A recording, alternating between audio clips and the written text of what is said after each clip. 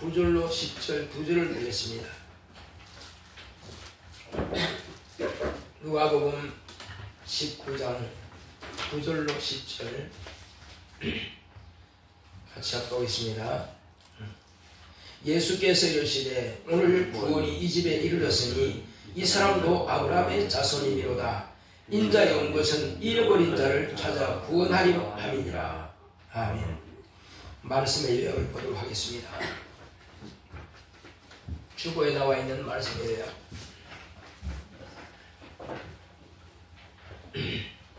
자, 제목부터 시작. 거룩한 가정. 하나님은 아버지입니다. 그가 세상을 구원하려고 아들을 보내셨다. 사람들은 타인을 대부분 이분법으로 판단한다. 그러나 부모는 자녀를 그렇게 대하지 않는다. 사람들은 모르는 죄인을 미워하고 저주한다. 그렇지만 그의 부모는 그에는 잘못이 없다. 그것은 다 내 잘못이다. 자녀가 잘못한 것을 자기가 잘못한 것이라 하고 부모는 자녀의 죄를 자신이 감당하려고 하는 것이 일반적이다.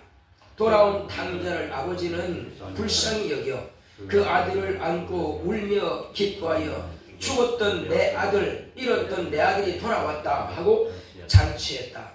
하나님은 세상을 사랑하사 독생자를 주셨으니 이는 저를 믿는 자마다 구원을 얻게 하셨다. 유대인들은 세리들을 죄인 취급한다. 세리인 삭개오는 뽕나무 위에서 예수를 보았다. 예수는 삭개오를 보고 내려오라, 오늘 내가 네 집에 유하여야겠다 하시고 예수를 비방하는 자들을 보시며 오늘 구원이 이 집에 이르렀으니 저도 아브라함의 자손이미로다 하셨다. 아브라함이 하나님을 믿음에 의로 여겼다. 아브라함의 믿음을 가졌으니 의롭다함을 받았다. 부모가 거룩하니 자녀도 거룩하다.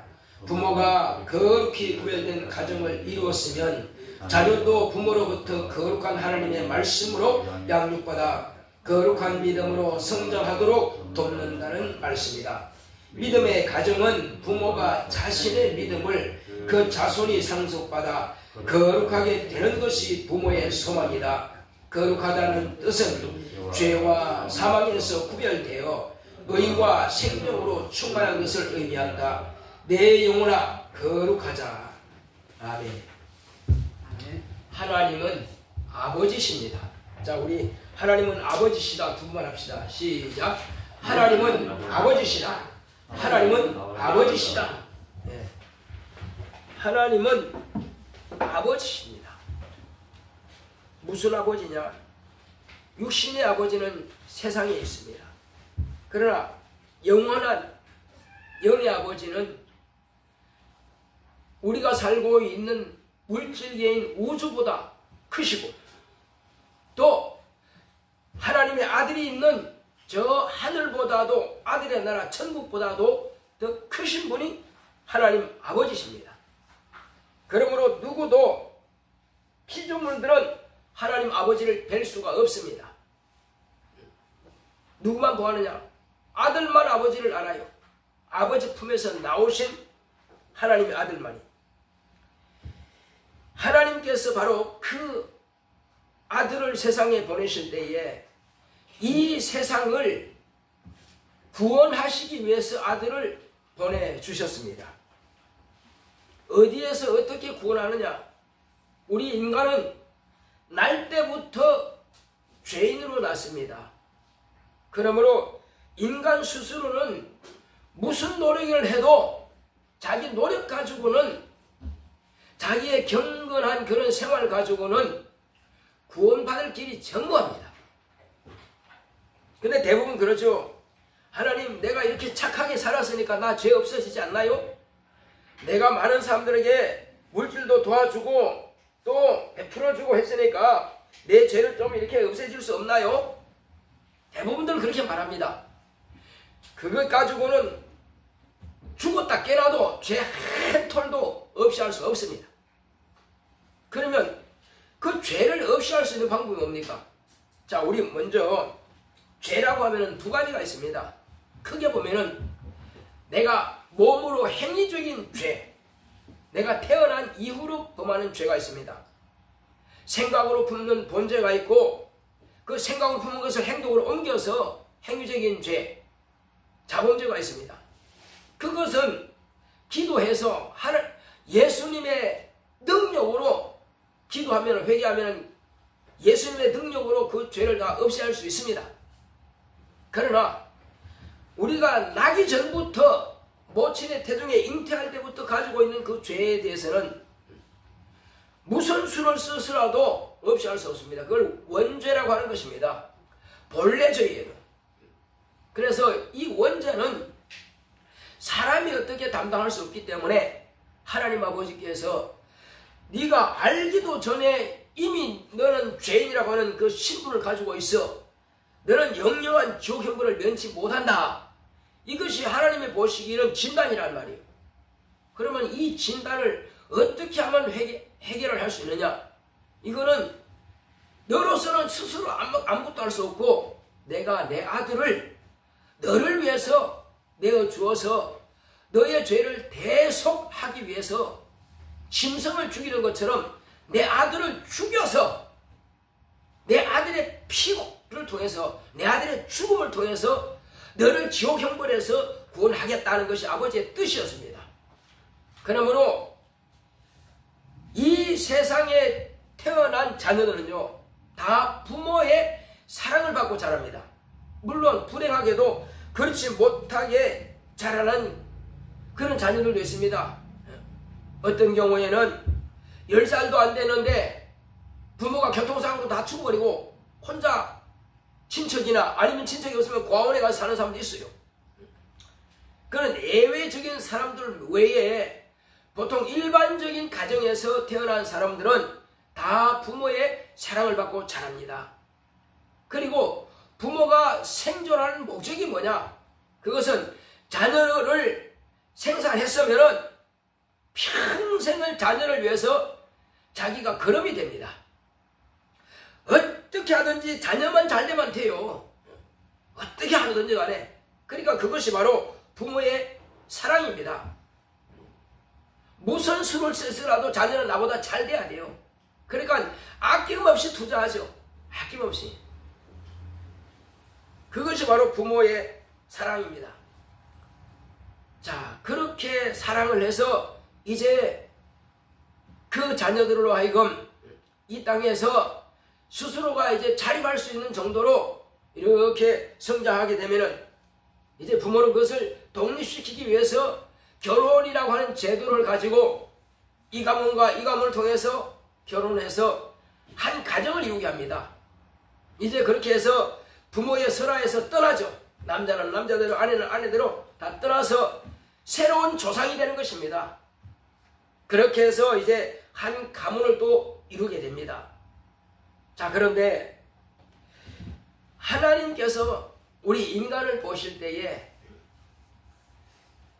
내가 내 자녀는 그렇게 사랑하고 아끼면서 내가 남들을 판단할 때는 어쩜 그렇게 용납을 하지 못하는지 모릅니다.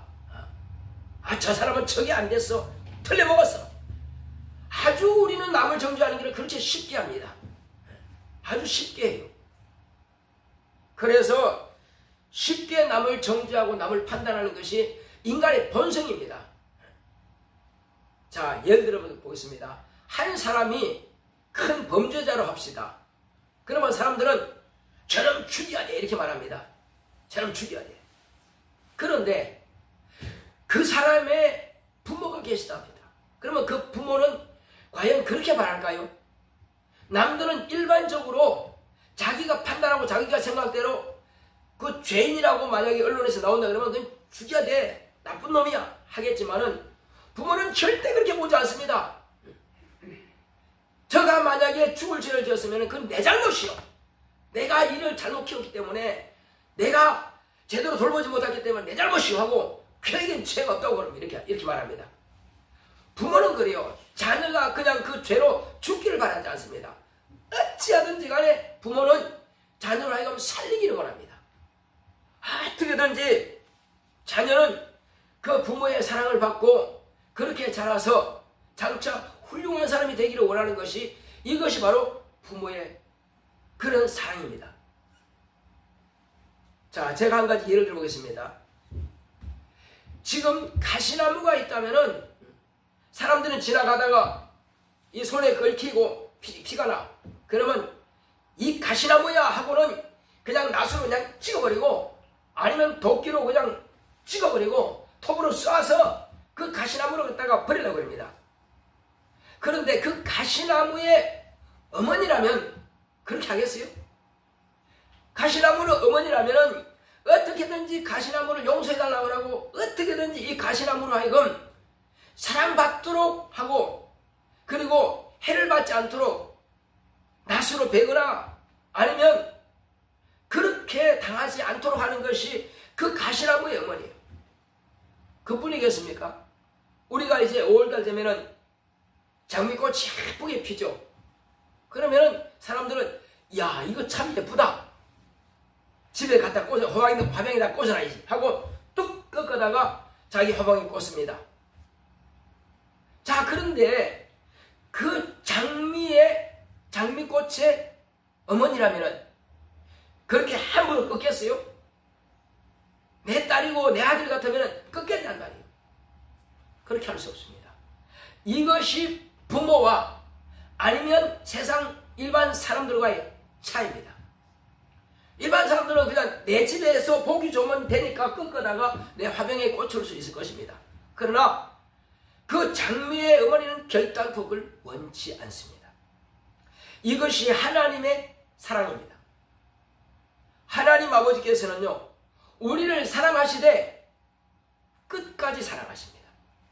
어떻게든지 예수를 믿게 하려고 전도자를 보내가지고 복음을 전하고 살리려고 애를 씁니다. 자 목사야 좀 가서 만나서 좀 상담 좀 해줘라. 집사야 좀 가서 만나서 좀 상담해줘라. 제가 돌아올 듯 하니까 가서 좀 가르쳐줘라. 이렇게 해서 한 사람이 하나님 앞에 돌아올 수 있도록 하기 위해서 이 사람도 쓰고 저 사람도 쓰고 그렇게 해서 하나님께서는 돌아오게 하려고 그렇게 애를 쓰는 것이 바로 하나님 우리 아버지십니다. 그 하나님 아버지는 끝까지 우리를 책임지려고 노력하시는 분이 하나님 아버지십니다. 자, 그래서 이제 가만히 보게 되면은 이 하나님의 아들이 오셔가지고 이제 비유를 통해서 오늘 여기 보면은 이 삭개오라는 사람이 있습니다. 이 삭개오라는 사람이 어떤 사람입니까? 세리장이라고 그랬어요. 세무서장입니다. 세무서에서는 최고 어뜸이에요. 그런데 이스라엘 백성들은 세금을 로마 황제에 갖다 바치기 때문에 세리들을 아주 싫어합니다. 더군다나 세리장은 더 싫어하죠. 세무서장은 더 싫어하죠. 왜? 유대인들의 그 세금을 받아다가 착취에다가 로마 황제에 갖다 바치니까 엄청나게 싫어합니다. 뭐로 보느냐? 매국노로 봐요. 매국노로. 당연히 죄인으로 취급합니다. 그런데 이 삭개오라고 하는 세리장은 마침 예수께서 이렇게 지나가신다는 말씀을 듣고 아주 불이 나게 키는 적으니까 사람들이 워낙 꽉 차 있으니까 예수를 만날 길이 없습니다. 그래서 나는 저 의인을 좀 만났으면 좋겠다. 나도 저분으로부터 긍휼을 받고 내가 죄 좀 사함 받았으면 좋겠다. 왜? 사람들은 전부 다 죄인이라고 취급하니까. 그래서 뽕나무에 이렇게 뽕나무가 높은가 봐요. 밑으로 길이 있고 예수님과 무리들이 막 지나가는데 그 뽕나무에 쭉 올라가가지고 이렇게 저쪽에 주님 오시는 것을 내려다보고 있습니다. 그런데 마침 주님께서 가시다가 위를 올려보니까 누가 있어요? 삭개오가 뽕나무에 딱 앉아있는 것입니다. 삭개오야 내려오너라. 내가 오늘 너의 집에 유하여야겠다. 이렇게 말씀하십니다. 자 그러니 거기에 있는 모든 사람보다도 삭개오는 최고의 행복한 사람이에요. 왜? 오늘 우리 집에 주님을 모시게 됐으니 이제는 뭐 부러울 것이 없는 것입니다. 너무 행복한 겁니다. 근데 사람들은 뭐라 그래요? 유대인들은 저 사람은 왜 죄인을 그렇게 좋아할까? 저 사람은 죄인인지 뻔히 알면서 왜 저 사람은 죄인을 저렇게 좋아할까? 그런데 예수님께서 뭐라 하십니까? 이 삭개오도 유대인입니다. 그러면 삭개오도 아브라함의 자손이에요. 그러므로 저도 아브라함의 자손이다. 아브라함이 어떤 사람이길래? 아브라함은 하나님 앞에서 명령에 그대로 순종하고, 그리고 그 당시 하나님을 알지 못하는 그 당시에 하나님은 살아계실 것이다. 그렇게 사모하고 기다리는 그가 비로소 하나님께서 그를 만나서 불러내신 겁니다. 우상의 땅에서 불러내신 거예요. 그래서 명령하신 대로 그 명령을 그대로 따랐어요. 능히 죽은 자도 살릴 줄 알고 없는 것도 있는 것처럼 불러내시는 분인 줄 알고 하나님의 말씀은 무작정 순종하는 것입니다. 그래서 아브라함이 하나님을 믿음에 하나님께서 이를 의로 여기시다 하신 겁니다. 그래서 하나님께서는 아브라함을 의로 여겼기 때문에 그 자손들도 다 아브라함의 믿음을 가지면 의롭다고 인정해 주시는 것입니다. 그러면 예수님을 비방하고 판단하는 이 사람들은 나는 율법 잘 지키니까, 나는 아브라함의 자손이니까 나는 의인일 거야. 그런데 예수님은 아니라고 그럽니다. 그런데 나는 죄인입니다. 어찌든 난 주님 만나서 은혜 받고 싶습니다 하는 이 사람은 주님께서 오히려 이 사람은 아브라함의 자손이다. 맞죠? 아브라함의 자손이 맞죠? 그리고 아브라함이 가졌던 하나님을 사모하는 그 믿음이 있더라는 것입니다. 하나님을 사모하는 그 믿음이 있더란 말이에요. 그러니까 그 믿음을 가지고 있으니까 이는 의롭다함을 받는다. 예수님께서 의롭다 하면은 누구도 그를 정죄할 자가 없습니다. 왜 그럴까요? 왜 예수님께서 저 사람은 의롭다 하면은 아무도 그를 정죄 못할까요? 그 자신이 의인이십니다. 그 자신은 하나님의 아들이십니다. 그는 죄에 대해서, 의에 대해서, 심판에 대해서 다 그가 책임지실 분이란 말이에요. 왜? 성령이 오셔서도 그것을 가르치시니까. 예수님은 너 죄 있다 그러면 죄가 있는 거예요. 너 죄 없다고 죄가 없는 거예요. 비록 이스라엘 백성들, 유대인들이 볼 때에는 이 사람이 죄인이라 할지라도 하나님께서 아들을 보내서 이 사람의 죄를 담당케 하시면 죄가 없어지는 것입니다. 이제 사람들이 그럽니다. 저놈은 틀림없이 마귀 자식이야. 왜? 우리 유대인들 것을 다 뺏어다가 저 배불뚝이 황제한테 다 갖다 바치니 저놈은 마귀 자식일 거야. 그렇게 생각합니다. 그런데 예수님은 그렇게 생각하지 않습니다. 그는 다만 자기 직업이다. 자칭 직업이다. 세상은 이런 직업도 있고 저런 직업도 있어요. 직업이다. 그렇게 보는 거예요. 직업 자체가 죄는 될 수 없습니다. 자, 그렇게 해서 예수님께서 이 땅에 있는 모든 사람들은 다 나를 믿으면 의롭다함을 받고, 나를 믿는 자는 내 말에 그하고 내가 명한 대로 그대로 하면은 하나님의 자녀가 되는 권세를 얻는다. 예수님의 방법이에요. 예수님의 뜻이란 말이에요. 이것 또한 아버지의 뜻이란 말이에요. 자, 그렇게 해서 이것은 뭐 하더냐? 이걸 뭐가 하더냐? 인간은 이 땅에 사는 날 동안에 많은 어려움이 있어요. 어려움이 없으면 참 좋겠지만은 그런 어려움이 있습니다.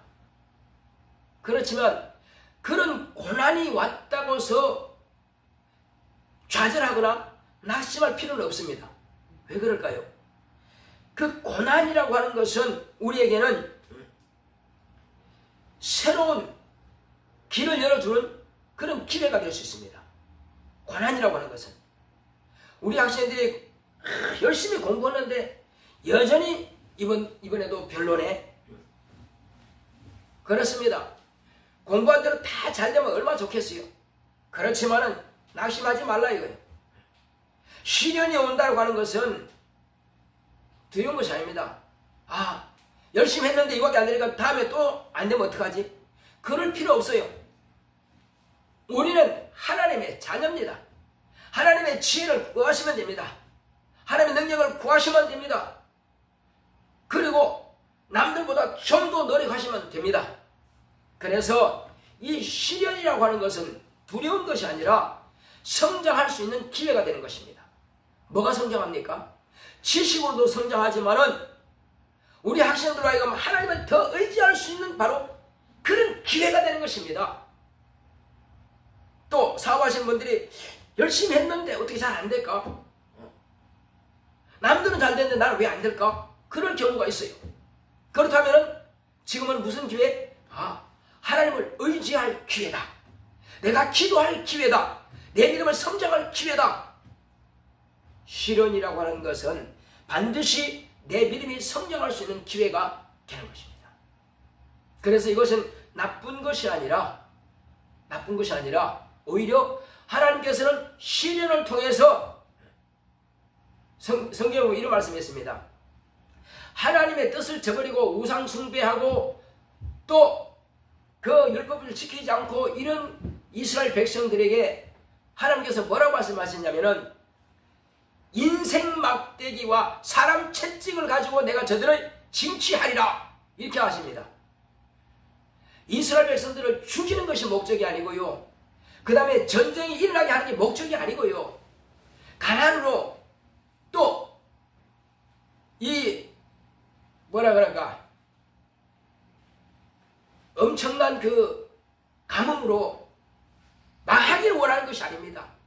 그것을 통해서 하나님께서 지금까지 너를 도우셨다는 것을 인정하라. 그러나 네가 계속 이 길로 가면은 너의 얼음이 내게서 계속 따라다닐 것이다. 이제 너의 하나님을 의지하라. 너의 하나님을 의지하면 반드시 너에게 복 주고 복 주리라. 네 자손에게도 내가 복 주리라. 그런데도 불구하고 이스라엘 백성들은 그 곁길로 계속 간다면은 고난이 끊어지지 않습니다. 그럼 오늘날은요? 오늘날 우리가 물론 그런 것 때문에 율법을 안 지킨다고 해서 저주받는 것은 아니지만은 하나님의 말씀을 따라서 기도하는 자와 기도하지 않고 내 뜻대로 살고자 하는 자는 다릅니다. 내가 하나님의 자녀인 줄 알고 말씀에 의지해서 주께서 내게 말씀하신 대로 내가 기도하겠습니다. 너희가 내 이름으로 구하면 내가 시행하라고 주께서 약속했지 않습니까? 그래서 나는 그 이름으로 기도합니다. 내 기도를 들으소서. 내게 지혜와 지식과 총명함을 주시옵소서. 기도하고 또 공부하는 거예요. 기도하고 또 도전하는 거예요. 그러면 반드시 그 시련은 지나갈 것입니다. 반드시 그 시련은 지나가고 더 좋은 나의 성장의 기회가 되어서 믿음도 더 잘하고 이제 기도했더니 성적이 올라가는 것을 이제 보입니다. 처음에는 별것 아닌데 근데 기도하면 점점 성적이 올라가요. 아주 신기하기만큼. 다른 세상 사람들이 볼 때만 신기하지만은 우리 하나님은 살아계셔서 나를 지원하시고 나를 도우신 분이십니다. 그리고 비록 자녀가 믿음이 없다면 또 부모는 끊임없이 기도하는 것입니다. 기도하고 자녀의 믿음을 잘 끌어올려주기 위해서 내가 지금까지 믿음으로 이렇게 해서 성공한 것들을 자녀들에게 이렇게 잘 가르치면은 그 자녀들은 그 부모를 보고 그러네요. 이제 그렇게 하겠습니다 하고 이렇게 도전을 받아서 또 갑니다. 그 경험이 되죠. 그러니까 먼저 우리 부모가 거룩해야 됩니다. 부모가 거룩하니 자녀도 그러하니라. 왜? 우리는 이 거룩한 가정을 이루기 위해서는 부모가 먼저 거룩해야 됩니다.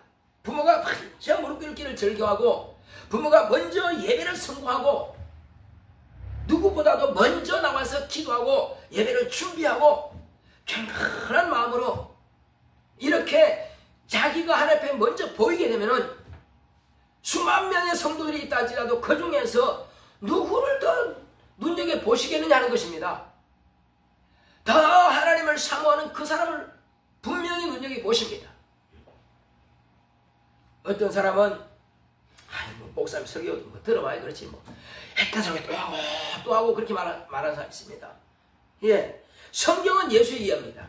성경은 하나님 아버지의 이야기예요. 성경은 성령의 이야기입니다. 성경은 천국에 대한 이야기예요. 그리고 이 땅에서 어떻게 하면은 그곳에 똑바로 갈 수 있을까? 어떻게 하면 이 땅에서도 하나님께서 주시는 복을 누릴 수 있겠느냐? 그것 말씀을 가르치지 그 외에 세상 이야기 하지 않습니다. 그런데 어떤 사람들은 목사님 했던 이야기 또 하고 그러네요. 또 하고 아닙니다. 분명히 다릅니다. 지금까지 내가 똑같은 설교로 계속 해본 적이 없습니다. 심지어는 1부 설교하고 2부 설교도 달라요. 똑같지 않습니다. 그런데 비판하는 사람들은 얼마든지 그렇게 비판할 수 있습니다. 자, 그렇다고 해서 어떤 목사가 잘한다 그 말이 아니에요. 자기 깐에는 목사 자기 깐에는 최선을 다하는 겁니다. 저도 제 깐에는 최선을 다하는 거예요. 그래서 어떻게 하면 이 말씀을 듣고 은혜 받고, 어떻게 하면 이 말씀을 듣고 변화가 되고, 어떻게 하면 이 말씀을 듣고 이 땅에서도 복을 받고 하늘에서도 상을 받고 영생의 길을 갈 수 있을까 하는 것이 저의 소망입니다. 또 자녀들은 마찬가지예요. 다른 훌륭한 지식과 지혜가 명철하고 박사가 있고 멋진 그런 목사, 그런 또 부모님이 있는 분들은 뭐 자녀들이 또 부럽겠죠. 그러니까 나는 그렇게는 못해요. 그렇지만 내가 다른 사람보다도 내 자녀만큼은 말로 하지 않지만 진짜 뜨겁게 사랑합니다. 왜? 나는 부모기 때문에. 그리고 나는 혹이라도 나한테는 잘못했다 할지라도 내 자식한테 잘해주면 난 최고 행복한 사람이에요. 누가 뭐래도 그렇습니다. 누가 뭐래도. 왜? 나는 부모기 때문에 그런 것입니다. 이것이 하나님 아버지의 사랑입니다. 어떤 사람들은 아버지 잔소리 좀 안 했으면 좋겠어. 엄마 잔소리 좀 안 했으면 좋겠어. 합니다. 그렇지만은 제가 한 가지 예를 들어보겠습니다. 독수리는요, 알에서 깨어나서 만약에 예를 들어서 그 새끼를 사람이 키운다 합시다. 그러면 그 독수리는 절대로 사냥 못합니다. 사냥할 수가 없어요. 날지도 못합니다. 그냥 저절로 날아지는 게 아니에요. 일반 새들하고 다릅니다. 독수리는 부모로부터 확실한 훈련을 받아야 됩니다. 그 독수리가 하늘을 창공을 누비면서 날고 그리고 쏜살같이 내려와서 먹이를 취할 수 있는 것은요, 벌써 부모로부터 그렇게 양육받고 훈련받은 것입니다. 그 독수리 집은 어떠냐면 높은 나무에다가 짓습니다. 그리고 그 독수리는 둥우리는 뭘로 하느냐? 그 가시나무가 있어요. 가시나무 가지고 둥우리를 만들어. 그리고 그 둥우리 안에는 자기 털을 뽑아가지고 새끼들이 찔리지 않도록 털을 잔뜩 모아가지고 이렇게 해놓습니다. 그런데 이제 어느 정도 컸어. 이제 부지런히 키워가지고 어느 정도 컸어. 이제 그러면 더 크면 안 돼. 그때부터 이제 훈련시키는 거예요. 무슨 훈련시키느냐? 가만히 있으면은 따끔따끔할 정도로 자기가 둥우리 안에 깔아놨던 그 털을 가지고요, 다 물어다가 버려버립니다. 물어다가 버리면은 그 안에는 가시가 있어요. 그러니 따끔따끔하겠죠. 근데 그거 밖에는 가시가 없어. 둥우리 가장자리는 가시가 없어. 근데 안에만 깔아놨단 말이에요. 그러니까 독수리 새끼는 발이 따끔따끔하니까 둥우리 밖으로 올라가. 그러면 어미가 날개를 쳐버립니다. 떨어지라는 거죠. 그 엄마가 얼마나 아시겠어요. 세상에 나를 사랑하는 줄 알고 이렇게 먹이가고 다 줬는데 나를 품어주시더니 어쩌게 갑자기 나를 죽이려고 엄마 나 살려 날갯짓 합니다. 그러면 독수리가 어느 정도 가면은 그 새끼를 갖다 밑으로 쫙 내려가고 등을 딱 받칩니다. 그럼 새끼를 등에 받아요. 그렇게 안 하면은 독수리가 이 날갯짓을요, 훈련 안 돼가지고 날 수가 없어요. 아주 날개 기치 크게 나기도 전에 계속 훈련시키는 거예요. 별로 털이 많이, 긴 털이 나기도 전에 계속 훈련시키는 거예요. 그렇게 해서 이거 튼튼하게 합니다. 또 다리는 왜 튼튼하냐? 묵직한 것도 염소 같은 것도 그냥 사냥 같은 것도 잡아가지고 끌어올릴 수 있는 다리가 튼튼해야 돼. 그러기 위해서는 뭐합니까? 그러기 위해서는 따끔따끔 찔리니까는 계속 다리를 움직입니다. 여러분, 운동도 한 달에서 계속 이렇게 하면 운동이 되게 돼 있어요. 아프니까 이 다리 내리면 이 다리가 아프고 말이요. 이 다리 들면 이 다리 양쪽 계속 아프니까 이 운동하는 겁니다. 그 다리가 튼튼해지는 거예요. 그 전략입니다.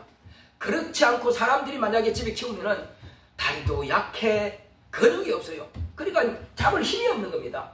날개도 약해, 날 힘이 없어요. 덩치는 커지니까. 그렇습니다. 그 엄청난 덩치가요, 하늘이 가져간 그냥 비행기가 그냥 바람으로 나듯이 가만히 이렇게 뜹니다. 이렇게. 그렇게 하기 위해서는 얼마나 이 날개가 힘든지 말이에요. 그렇게 해서 독수리 새끼는 어미의 훈련을 통해서 비로소 그렇게 성장해 가는 것입니다. 우리가 신앙생활 이 땅에 사는 동안은요, 그리스도인이면 다 됐네, 아무것도 안 해도 되겠네, 하나님께서 복 주시면 먹고 살지 뭐. 꼭 그렇지 않습니다. 어떤 사람은 안 믿는 사람들이 더 잘 되는 것처럼 보일 수도 있어요. 아, 저 사람은 예수 믿는데 왜 저렇게 힘들어? 아이고 참. 왜? 훈련이 필요합니다. 연단이 필요한 것이에요. 산 위에서 바위가 뚝 쪼개지면은 이제 홍수가 나면 밑으로 떨어져 내립니다. 그러면 그것이 강물을 통해서 계속 깎이고 깨지고 깎이고 그렇게 해서 저 바닷가까지 딱 가면은요, 아주 매끈매끈한 돌이 되는 거예요. 그 사람들이 그걸 주워가지고 가기 원하죠.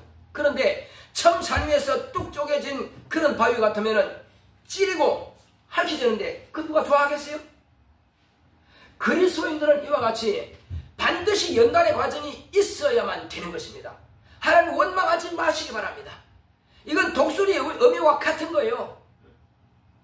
장미의 어미가 그렇게 장미를 그렇게 사랑하는 것처럼 가시나무 어미가 비록 나는 가시라서 남들 찌르지만 그러나 어미 아비는 결코 찌른다 할지라도 미워하지 않는다는 말이에요. 왜? 내 자식이기 때문에. 마찬가지로 우리가 성격도 좀 모나고 부족한 것이 일지라도요, 하나님 아버지는 우리를 절대로 버리지 않습니다. 하나님의 자녀는 절대 버림받지 않습니다. 뭘 하면은 예수 말씀 안에 있으면 그렇습니다.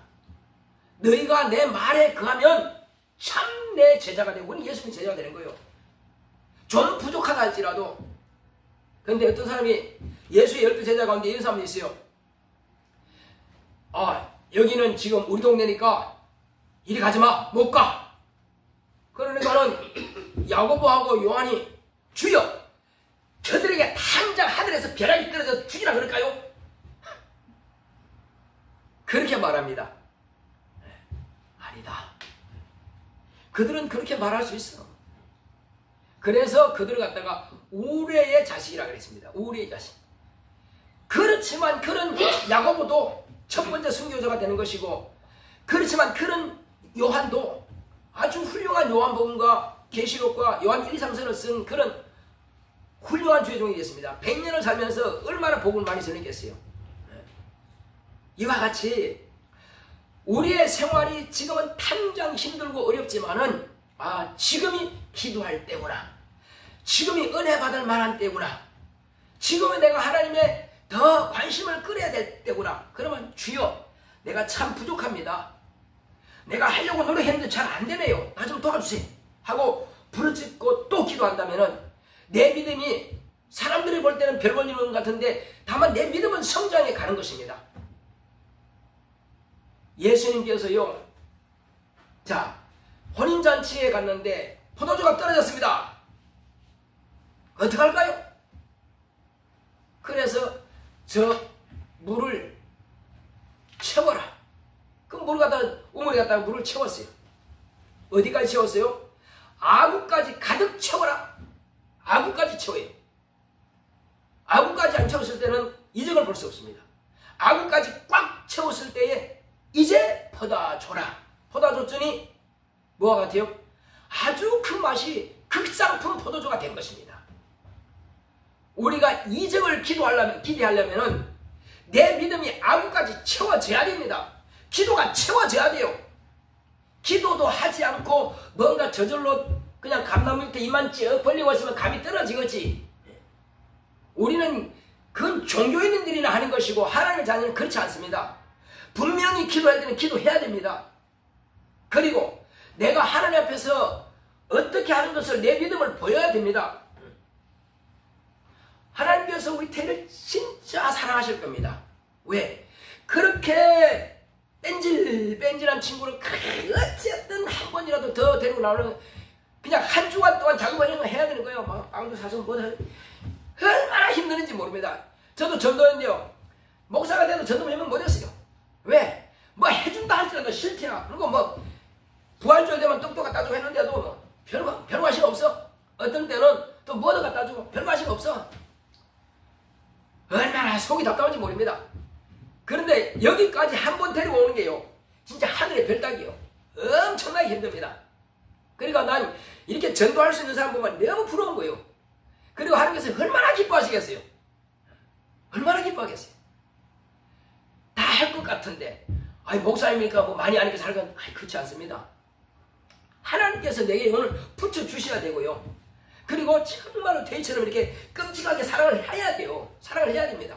사랑하지 않고는 절대로 그 마음을 움직일 수가 없습니다. 권사님들 전대보니까 그렇죠? 내 자식도 내 맘대로 안 되는데 그거 어떻게 내 맘대로 되겠어요? 잘 안 돼요 그게. 더군다나 남인데 잘 되겠어요? 그렇지만 우리는 합시다. 기도하고 또 하는 거예요. 기도하고 또 나가는 거예요. 언제까지요? 될 때까지. 예. 전도는 그 사람이 움직일 때까지 계속 하는 것입니다. 어떨 때는 그냥 아이고 그냥 이 사람 그냥 내 기도 제목에서 지워버려야겠다. 근데 또 가. 해놓고 또 간단 말이에요. 왜?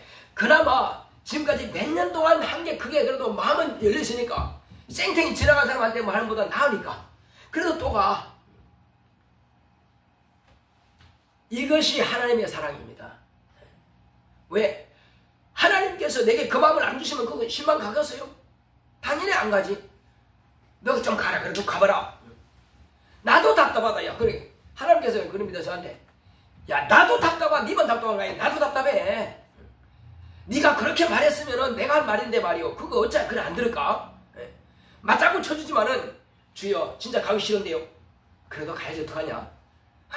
그래 또 갑니다. 이것이 아버지의 사랑입니다. 아버지의 사랑이요. 끊임없이 포기하지 않는 것이 아버지의 사랑이에요.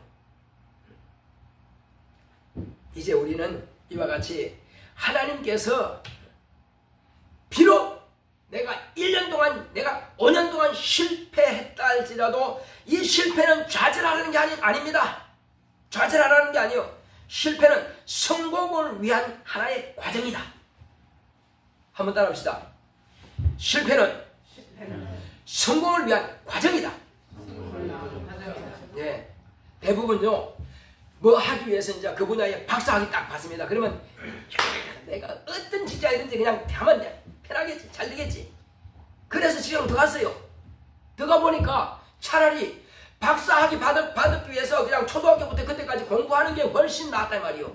공부를 하면 실력이 얼마나 되니까. 그런데 이제 딱 회사 딱 들어가면은 그때부터는 내 머리 가지고 연구해가지고 작품을 만들어내야 돼. 없는 거 만들어내야 돼.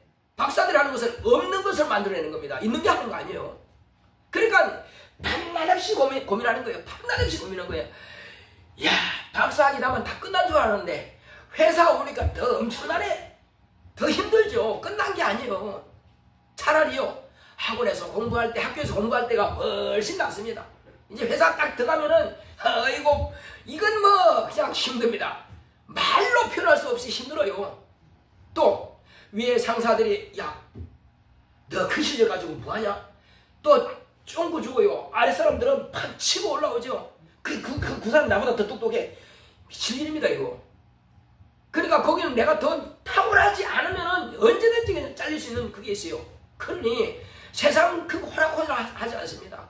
너무너무 힘들어요. 자, 그렇지만 그 사람도 세상 사람도 살아가는데 나는 하나님의 자녀이니 뭐 얼마든지 이길 수 있습니다. 할렐루야. 아, 세상 사람 자기 머리만 가지고도 성공하려고 노력하는데 나는 내 머리에다가 하나님의 지혜까지 있으니 말이요. 그건 뭐 얼마든지 낫지 않겠어요? 그 사람들은 뒷배가 없습니다. 우리는 그 사람 박사학위 그게 전부 다예요. 그런데 우리는 뒷배엔 하나님께서 지혜를 넣어주십니다. 할렐루야. 대부분 연구하고 성공하는 사람들 보면요, 예수 믿는 사람들이 참 많습니다. 예수 믿는 사람이 참 많아요. 왜? 그때마다 하나님께서 지혜를 좀 탁월하게 해가지고 그때 막 이렇게 나오니까. 세상 많은 연구하는 사람들이 대부분 보면은 다 하나님께 막 기도하고 간구하고 그런 사람들이 많이 이렇게 연구에 성공하는 사람이 많아요. 자, 그래서 우리는 실패는 좌절이 아니라 성공을 위한 하나의 과정이다. 그것만 가지면은 두려워할 거 없습니다. 또 내가 여기 서른했는데 여기서 잘렸어. 다른 데 내지? 여기밖에 없어. 또 하는 거예요. 또 하는 거예요. 계속 그렇게 합니다. 그러면 될 때가 있습니다. 언제까지 한다고요? 시험은 될 때까지 하는 거예요. 또 시험 떨어졌어. 또 해. 또 봐. 언제까지? 합격할 때까지 하는 거예요. 반드시 우리는 성공을 위한 하나의 과정일 뿐이라는 거예요. 모든 실패는. 그러니까 박사학위 딴 사람이 거기서 했는데 또 안 되네요. 또 했는데 또 안 되네요. 걱정하지 마. 당신 선배들이 다 그렇게 실패하고 비로소 거기까지 올라간 거야. 당신도 실패 과정 걱정하지 마. 그렇다고 월급 잘린 거 아니야. 걱정하지 마. 그래서 그 사람들은요, 박사학위 가져가도 실패해도 안 돼도 또 하는 거예요. 왜? 위로해주니까. 그 담력이 생기는 거예요. 막 하는 거예요. 그래서 성공하는 사람들이 많이 나옵니다, 지금. 자, 그런가 하면은 이제 우리는 내가 비로소 그 분야에서 이제 성공했어. 하다 보니까 딱 됐어요. 뭐 만들어냈어요. 자, 성공했으면 끝난 겁니까? 성공해도요, 내가 죽을 때까지 끝난 게 아니에요. 그건 아주 작은 하나의 성취일 뿐입니다. 작은 성취예요. 그것을 성공했다 할지라도 끝이 아니라 새로운 도전을 위한 디딤돌인 것입니다. 그거 성공했다고 끝! 뭐 교만이 거기에 달한다? 그 사람은 앞으로 할 자격이 없습니다. 얼마든지 작은 것 한 가지 성공했을지라도요, 다시 다른 것을 도전하고, 그러면 점차적으로 실력이 쌓여가고 뭔가 작품이 나오는 것입니다. 우리의 신앙은 바로 그겁니다. 나는 전도했는데 안 되더라. 근데 어느 날 갑자기 나도 모르는 말씀이 막 나오더란 말이에요. 그럼 막 그 사람이 막 움직여져. 마음이 움직여져. 아, 그럼 교회 가볼까요? 그런 사람 나온다니까요. 그게 하루아침 되는 게 아니라요. 꾸준하게 해도 안 되고 실패 또 그러나 우리는 그것은 하나의 성공을 위한 과정이다. 그리고 그렇게 해서 전도했어요. 데리고 왔어. 또 열심히 가르친 겁니다. 이제 한 명이에요, 한 명. 자, 그렇지만 이제 또 다른 사람 또 전도하는 거예요. 왜? 그건 이제 디딤돌이 됐으니까 그때부터 또 꾸준하게 하는 것입니다. 그러면 남들이 알지 못하는 실력이 일치월장하는 거예요. 능력이 일치월장하는 거예요. 사업도 마찬가지고 직장도 마찬가지고 학교에서 공부하는 것도 마찬가지예요. 그렇게 해서 막 성장해 가는 것입니다. 우리는 하나님께서 우리에게 주시고자 하시는 것이 뭐겠습니까? 독수리 새끼처럼 그렇게 우리는 다 연단 힘들고 날개 막 치고 하지만 우리 주님께서는 그것을 통해서 네 믿음이 자란 것을 보겠다. 그리고 네가 더 나를 의지하는 것을 내가 보겠다. 바로 그것이 우리 하나님께서는 기대하신 겁니다. 네가 내 자녀냐? 그러면 걱정하지 마라. 내가 너와 함께함이니라. 그래서 지금은 은혜 받을 만한 때요. 구원의 날이로다. 지금 구원받지 않은 사람도 그 말이 맞지만은 나를 통해서 다른 사람들에게 은혜를 받게 할 만한 때란 말이요. 그리고 그 사람을 구원할 때란 말이요. 이것이 지금 오늘입니다. 이것이 바로 기회입니다. 아침에 제가 전도할 때 어떨 때는 막 시무룩할 때가 있습니다. 그렇지만 이젠 찬양이에요. 그냥 찬양하고 좀 더 힘있게 믿으시라고 아주 강력하게 하죠. 어떤 사람은 내가 요 앞에 병원에 지금 다니는데 아 그러세요? 아 가보겠습니다. 이렇게 오늘도 말하는 사람도 한 사람이 있더라고요. 그러니까 50년 가운데 한 명 정도 그런 사람이 있어요. 그러니까 예수님도 그 당시 유대인들로부터 다 반대받았습니다. 그렇지만 11제자는 확실하게 세워놨습니다. 예수님이 하나님의 아들이실지라도 많은 사람을 제자로 세운 것이 아니에요. 70명 세웠지만 다 그들이 떠났습니다. 그러니 비록 지금 당장에 뭐 내가 아침마다 전도한다고 해서 안 됐다고 해서 실망하지 않는단 말이에요. 하나님께서 보내주실 줄 난 믿습니다. 우리 같이 한번 해봅시다. 예. 그리고 당장에 뭐가 안 됐다고 해서 좌절하지 마시기 바랍니다. 우리는 실패가 아니라 반드시 나에게서는 성공이 내게 온다. 우리는 이 성공의 길이 비록 멀리 있느냐 가까이 있느냐 밖에 모르지, 우리 주님은 빨리 그걸 열매를 취하기 원합니다. 근데 더 기도하면 돼요. 더 간구하면 돼요. 더 노력하면 돼요. 그렇게 한다면 하나님께서 반드시 저와 여러분들에게 좋은 열매를 보여주실 것입니다. 우리 시간 기도할 때 주여 나로 하여금 주님께서 우리에게 주시고자 하신 그 은혜와 복을 얼마든지 받아 누리고 이것을 남들에게도 간증할 수 있도록 주님께서 나를 사용하시옵소서. 내가 결코 좌절하거나 낙심하지 않겠습니다. 반드시 성공의 열매를 취할 때까지 가겠사오니 나를 쓰시옵소서. 내가 기도를 쉬는 일을 범치 않게 하시고 끊임없이 기도하겠습니다. 내 자녀를 위해서 기도하고 내 사업을 위해서 기도하고 내가 공부를 위해서 기도하겠습니다. 끝까지 승리의 열매를 취할 때까지 기도하겠사오니 나를 인도하소서 하시다 하십니다. 고맙고 감사하신 아버지 하나님 감사드립니다.